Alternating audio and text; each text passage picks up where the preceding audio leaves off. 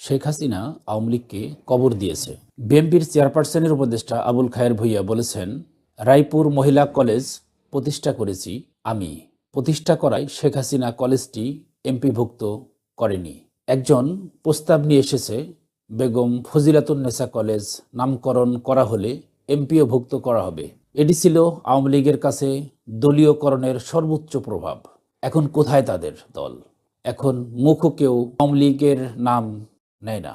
শেখ হাসিনা আওয়ামী লীগকে কবর দিয়ে আওয়ামী লীগের রেখে তিনি পালিয়েছেন। আমাদের এই উপমহাদেশে রাষ্ট্রনায়ক এভাবে পালানোর অবস্থা আমি দেখিনি।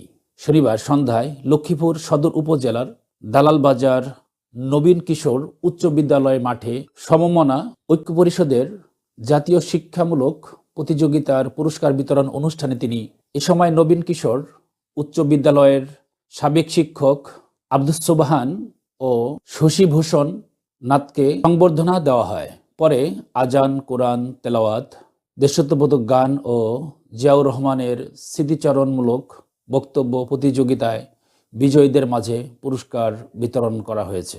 তিনি বলেন, গঠনমূলক ও সমৃদ্ধশীল রাষ্ট্র গঠনে আগামী দিনে শিক্ষার কোনো বিকল্প নেই। শিক্ষক, শিক্ষার্থী ও অভিভাবকদের মধ্যে সম্পর্ক গড়ে তোলার আহ্বান জানান উনি।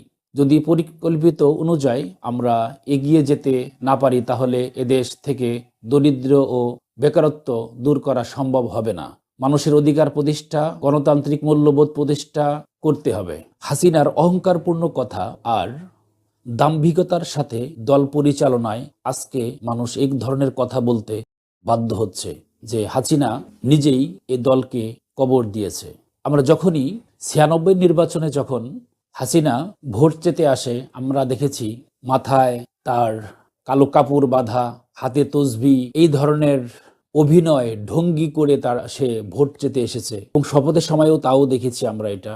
এবং তারপরে যখন নাকি সে ভারতে যে সিঁদুর মাখামাখির ঘটনা ঘটে এবং সেটা যখন নাকি এদেশে অনেকভাবে প্রচার হয়, এরপরে পুনরায় আবারও 111 সরকারের শেষ মাথায় এসে যখন আমরা যশোরে গিয়েছিলাম, সেখানেও দেখি সে খুব মনে হচ্ছে হিজাব টিজাব খুব ভালোভাবে ব্যবহার করেছে।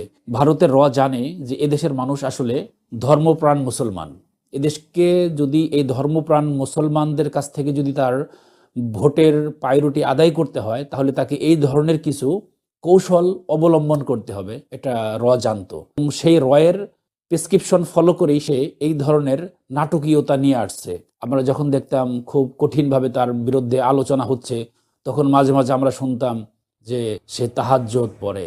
ভালো মানুষ, যারা যারা খেটে খাওয়া মানুষ, এদেশে ধর্মপ্রাণ মুসলমান, তারা এই ধরনের কথা শুনলে যে কেউ নামাজি, কেউ তাহাজ্জুদ পড়ে, বিশাল রিসপেক্ট তার উপরে অটোমেটিক এসে যায় আমাদের।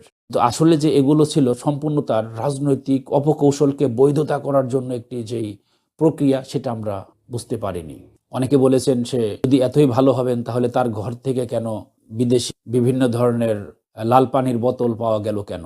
তো আসলে আল্লাহ পাক ভালো জানেন যে ওগুলি উনি খেতেন না কাউকে খাওয়াই কিছু। তো যাই হোক, দর্শক ভালো থাকবেন, কথা হবে পরবর্তী কোনো ভিডিওতে। আল্লাহ হাফেজ, আসসালামু আলাইকুম।